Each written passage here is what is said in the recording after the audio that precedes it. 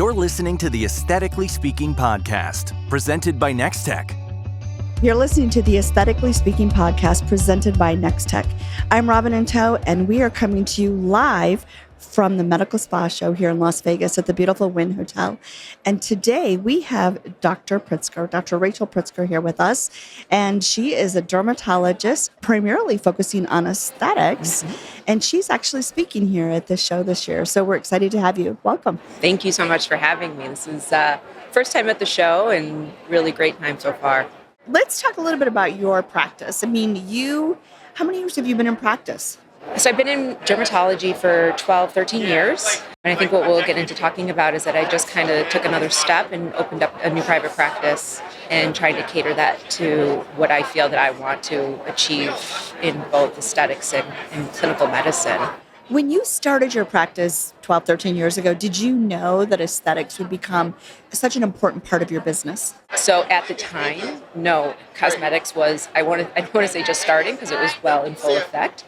But the idea of the expansion to all these avenues and to all these providers and the access to aesthetic medicine I don't know the numbers. Everyone here knows the numbers in terms of the exponential growth. But now it's almost all I talk about, right? But, my clinic is a little bit different too, and we'll get into the nuances of that. Myself being a board-certified dermatologist, I still love treating dermatology. So I have a little bit of different perspective than somebody starting a purely aesthetics practice. We still take insurance. I still see, moles and rashes, and I love acne and things like that, and helping people of now all generations. And the patient population has changed from where Most I was definitely. previously to Yes. now. And again, what we'll likely talk about is that I really love talking to several different generations and their perspective on aesthetics. I think that it is my responsibility to have a healthy conversation with lots of people and what their thoughts are on their aesthetic journey, and to no judgment, but to guide along, because there's a lot out there now, Oh, most definitely. as we can see by this busy exhibition hall. So you decided recently to open up your practice, and it's more of a boutique, I would say. Yes, me and one partner who does all general dermatology, again, insurance-based, skin cancer-based Which is a good dermatology. mix. It's a good mix. It feeds both sides of the practice. It really gives you the opportunity to treat the entire, spectrum of the skin from head to toe. So we called it the Derm Collective. Collective meaning that I wanted to make sure that we were a group of people, each with different specialties and each with different perspectives and experiences coming together to make sure that people feel like they're getting the whole patient, the wholeness of it. So we have a very experienced esthetician with us, my partner who has many years of experience under his belt, myself. We have an incredible management company, each with experience in the field. So I wanted everybody to feel that they were evolving in their own respect professionally. But again, it comes together to kind of create this collective, this beautiful thing. I love the name. Thank you. It's just really... We were actually thinking of different, we were like collab, we were along a lot of things, and the second it got said, I gotta tell you that the works. moment it happened, but No, I love it. our business manager said it, and I was like, that's it. No, it's fabulous. Do you find that in your new collective that the patients easily move throughout the clinic?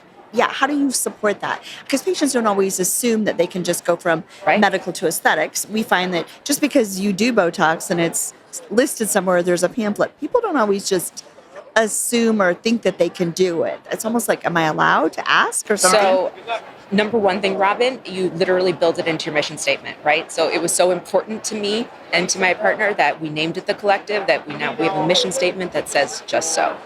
And it is, the top of the agenda list every meeting we have with the entire staff, to just say, remember, we are this holistic experience for the patient, and it's not just smile when they enter, the basics and things like that, but it's reminding people in the room that we provide with experience and expertise all these aspects of dermatology. We do not, on the other hand, interestingly, have an overwhelming amount of marketing or pamphlets in the room. We want people to feel that they came in for what they wanted to express to the doctor, and that they weren't pushed to know that there was other aspects. Our marketing in our waiting room is very modestly done. I want people to feel like they're comfortable, but in that comfort, it would be pretty obvious to know that you could ask. And we mention it, in nice, delicate ways when it gets brought up, but there's no pressure to enter the aesthetics world from if you're a dermatology patient. But I think it's a comfortable environment that people inevitably do. You said something interesting, mission statement. Yes. And it's a term you don't often hear that a medical practice will adopt within their philosophy or the way that they think about their business. And it sounds to me like you're actually very focused on, I'm going to call it a grown-up business world. You're thinking strategically. You're putting in place things like a mission statement. It sounds like it was different this time around. The idea about this is that this is the swan song for me and the other people who have been in the industry before. And mission, it's so funny that you would think that a mission statement is optional. To me, it never even crossed my mind. It is, my business manager said you have to understand what you are envisioning. And the way I could envision it is because I have 12 years under my belt, seeing the industry change and seeing myself change, and medical aspect is changing so drastically. Right. We all know about it. We all hear about insurance issues, insurance complications, and patient distrust in the medical field. So it was very apparent that from the start, we needed to make sure that we breathed and lived by feeling centered to the work. So what did you do different this time around? We are having meetings where we're discussing slowing things down, mostly to just make sure, and this is why it's a little different, is that if the foundation isn't pretty solid, growth will just compound with growth, And I feel that will put the crack in our culture. So culture and patient experience, to know that we are a collective thought for them. We are thinking of them as a whole person in terms of their dermatologic experience, are in the mission statement. And if we grow too quickly, I find that will crack. And I feel that it's not just burnout. I feel that it is actual distrust in the professionalism that I want everyone to feel, whether they're a summer intern or a gap year student. Listening to you, something that really resonates is culture. And you said mission statement, you've now mentioned the word culture. I find that more and more businesses are having to really focus on how do they think about staff? How do they think about the business? How do they think about the support? Like you said, the foundation of your business. And the staff is critical to that. And as you said, slowing down and looking at how you invest in that. I'm sure there's great things that you've thought of and how you really made that focus strategic in many ways. Absolutely. Let's talk a little bit about where you've, placed that emphasis and the importance of it, because culture is critical. Culture is critical. And I used to think I'm so tired. I have young kids at home, and I wake up and I need to take care of them and please them. And I am a wife. You put it all on the table when you're in the room with the patient. So I'm a personality of, you're the most important thing that ever happened to me, Miss Jane Doe, for these next 15 minutes. And I used to get out in the hallway and just be depleted. And then your, colleagues, and I don't want to say staff, your people that you live and breathe, work with, they get the honest side of you. The honest side of you still has to be positive, but they also have to see you as a person too. And I think that level, and I am a psychology major in college. My undergrad psychology major. And if I weren't doing dermatology, I would be doing something in the world of psychology and cultural influence. So I'm very tuned in to people's emotions and needs. It used to exhaust me. Now it lights me. So now, as I'm depleted in the hallway and I share that with people around me, I'm sharing it in not a exhaustive way. I'm sharing it in a, this is what's going on with me today. What's going on with you today? And it's not that we need to be best friends and know each other, interpersonal things, but it's, I care about you on a day-to-day basis. You care about me. And we overall care about this business. Yeah. And I think that just living that and people seeing that, and also, especially in startup, seeing me put the paper towel that's on the floor in the trash. Seeing me tidy up XYZ in the reception area, I think it's important, especially at startup, to know that I'm in it too, and I'm expecting from my team what I would be doing as well. That's a lot of hours, Right. but I think that just showing up and giving myself, and not in this exhaustive way anymore, in this true way, has really made people follow me as a leader. But you call them colleagues Oh, versus staff. absolutely. And I find that so refreshing. It's a different approach to thinking Everybody's about on a professional journey. I mean, we spend how many hours at work versus how many hours at home. And again, I wish I even had a mission statement on me to show you that it is, there's sentences about patient care, and then the last three sentences are about employment care. So meaning everyone has an employment journey. And in whether or not you're so directed that this is my 5-year goal. We have gap year students, they want to go to medical school or PA school. But people otherwise don't have to know their goals, but they do have to feel connected to their work and feel that they have some opportunity to expand. The generations today that are coming into the workplace really do appreciate someone that thinks about their career and they want career pathing.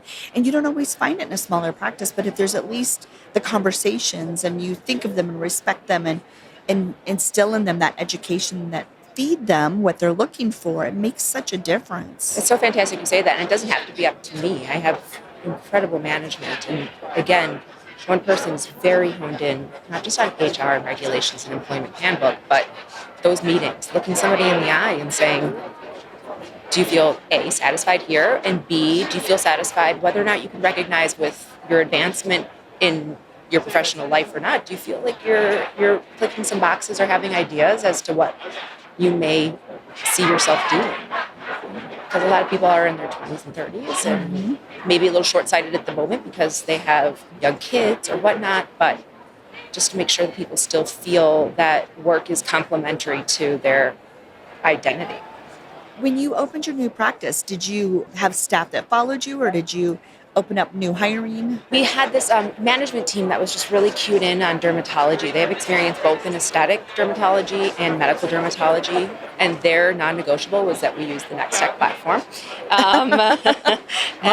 Exactly. So that was their non-negotiable because they know that it's easy to generate both cosmetic and general dermatology on the same platform, which is very important for us. But they also really knew we had people with experience in dermatology and other practices, and they really knew how to evaluate somebody and realize what they could bring, whether they had experience in dermatology. Everybody had a little bit of medical background to them. Well, you're doing the right thing. Building that foundation, as you said, is key because then as you scale, then the business can support it because the foundation is strong. That being said, I mean, again, looking around in the exposition hall, we have people coming in daily trying to talk to us about a new device, a new skincare product, an entire new technology platform. And again, adding one sunscreen to the shelf doesn't seem like a big deal. The constant change is actually a big deal. People who really care want to know what's going on in the business and how to jump into it. So even if their discussions change just by one sunscreen, they may feel a little different. So we're very much being intentional at this stage, and we're just, again, about 6 months in, to making sure that change is slow and not too much at once. The word intentional is key here because it really means that you're focused on, again, the colleagues within your practice, and you're sensitive to what their needs are and how they actually understand what you're bringing onto your platform, into your tool chest, so to speak, that's going to be made available to your practice and or tools that they may use or things that you bring forward for your patients. So the intentional component really does resonate because it goes back to how am I building that strong foundation so that it scales and not just heaping things onto them that may not really be something that they learn or that they actually can execute on. I think it's actually wise also for the industry partners that would maybe listening to this is that I know you are set on your product will help me. And you can show me all of that. You can show me the growth from X, Y, and Z.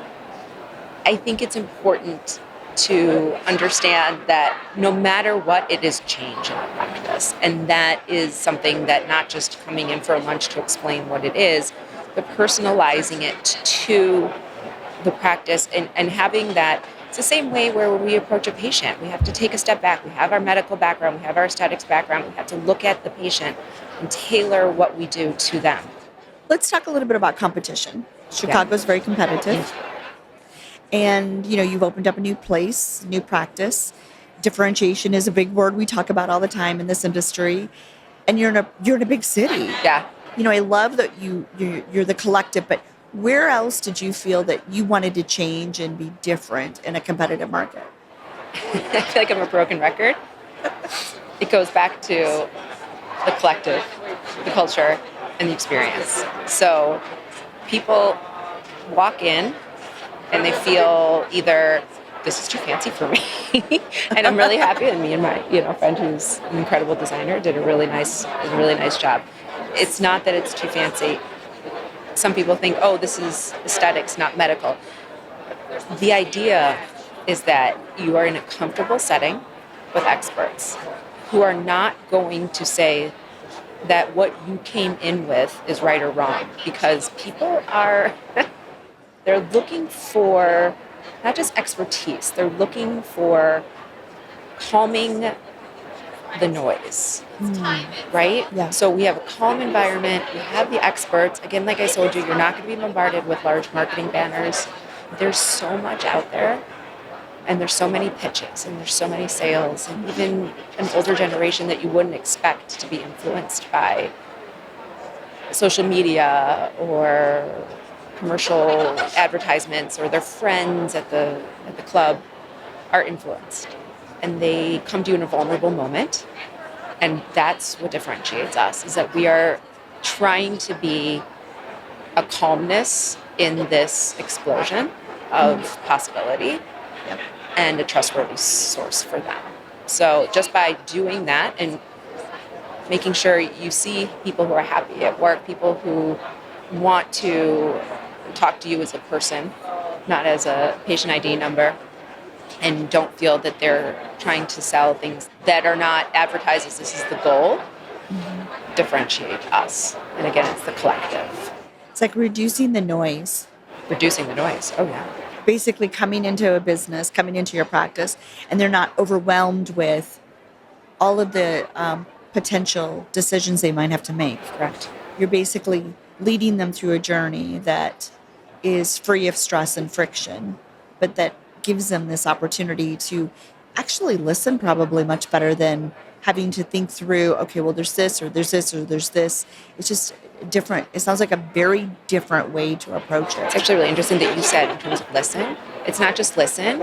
It's having a different mindset when it comes at you after you leave. So you understanding when Sally Mae is talking about something at lunch that may not be something for you, but that you appreciate that she had a great time doing her XYZ. Right. Or that you are on social media and you're flipping through and you see all these things and you think with a little bit different perspective that just switched in your head that's cool, but that's not for me. So it's listening in and then calming the noise when they leave a little bit. Yeah, I love that. So it's that trust. I do. But it takes a lot from behind the scenes to make sure that you're the trust, because people will freak out and say, well, what about this? And you need to have great industry partnerships to make sure that they can access you and calm the noise when you want and come back and have that relationship. And that relationship is rewarding personally, financially, and having patients that come time and time again is such a way to be as a physician, as a provider, than constant turnover of new patients are all I see right now because I'm brand new, but it's the returning ones that add so much value to us and to me as a professional. But if you think about some of your luxury brands out there, when you go into a luxury store, it's not overwhelming. It doesn't tend to be massive numbers or pieces of clothing or products. It tends to be So interesting. You have this trust with a brand. You have this trust with the salesperson Yes. that they understand your ever-changing body. That's right. It's so similar. It's very similar. As I'm thinking about this, you'll go into certain department stores or stores that are just packed full of things, and it overwhelms us in a sensory way. But then you'll go into some of these other luxury stores, and it's less is more philosophy, Absolutely. Less is more. which But sounds ultimately is more. Right? But it So 'cause ultimately it's is more. Right. It's bespoke luxury in many ways. Exactly. I know. As We're I'm trying sitting to here do and listening trying to to you, I'm correlate thinking it about there. it from that perspective, thinking, but this looks and feels like a lot of what we see, and it sounds like you've done a beautiful job. I love the concept of what you're doing. Is there anything that you would want to share with our listeners today that says, I did this, I've got my new business, or I've stepped out into my new business? What did we just say before we got on here? Actually, Robin said, do you want to look at the questions? And I said, no.